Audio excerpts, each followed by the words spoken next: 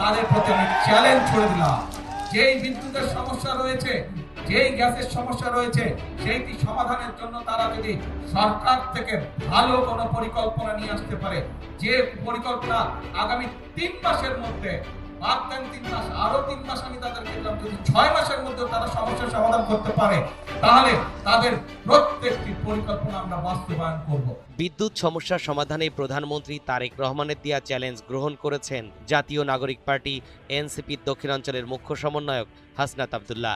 একই সঙ্গে সমস্যার সমাধানে 4টি প্রস্তাব উত্থাপন করেছেন কুমিল্লা 4 আসনের এই সংসদ সদস্য। আর যদি তারা শুধুমাত্র জনগণকে বিভ্রান্ত করার জন্য, দেশকে বিভ্রান্ত করার জন্য এইসব কথা তারা বলে থাকে, তাহলে অবশ্যই তাদেরকে জনগণের কাছে ক্ষমা চাইতে হবে।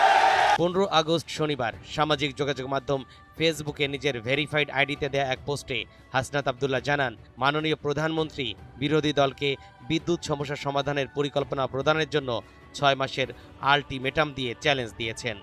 আমরা চ্যালেঞ্জ গ্রহণ করলাম এবং সমাধান পরিকল্পনা প্রস্তাব করছি।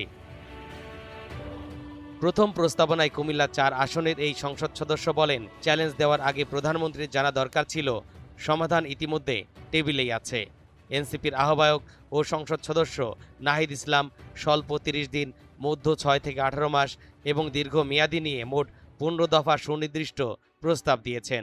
প্রধানমন্ত্রীর ডাউস সাইজের মন্ত্রিসভা ও উপদেষ্টা পরিষদ থাকা সত্ত্বেও এ তথ্য তার কাছে পৌঁছায়নি, এটি লজ্জার কথা। দ্বিতীয় প্রস্তাবনায় হাসনাত আব্দুল্লাহ এনসিপির দেওয়া 30 দিনের জন্য 5টি স্বল্পমেয়াদী, 6 থেকে 18 মাস এবং 6টি দীর্ঘমেয়াদী, 4টি সুস্পষ্ট সমাধান প্রস্তাব পড়ে নেয়ার আহ্বান জানান প্রধানমন্ত্রী তারেক রহমানকে। তৃতীয় প্রস্তাবনায় তিনি বিদ্যুৎ সংকট সমাধানের জন্য আলোচনা করতে বিরোধী দল থেকে বিশেষ সংসদীয় অধিবেশন ডাকার অনুরোধে সাড়া দিতে অনুরোধ করেন এবং সরকারের এমন ইগনোরেন্সকে খুব হতাশার চোখে দেখে উল্লেখ করে প্রধানমন্ত্রীর বিশাল টিমের সক্ষমতা, যোগ্যতা ও আন্তরিকতা নিয়ে প্রশ্ন তুলেছেন হাসনাত আব্দুল্লাহ। চতুর্থ প্রস্তাবনায় এনসিপির এই নেতা বলেন, 6 মাসে প্রশাসনে যে হারে দলীয় পদায়ন হয়েছে তাতে ইনস্টিটিউশনাল মেমোরি বলে কিছু অবশিষ্ট নেই।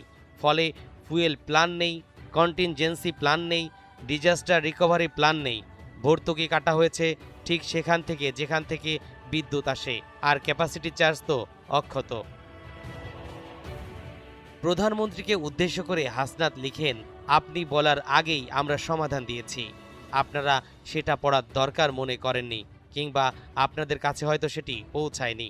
তথাপি 6 মাসের হিসাবটা আমরা মেনে নিলাম।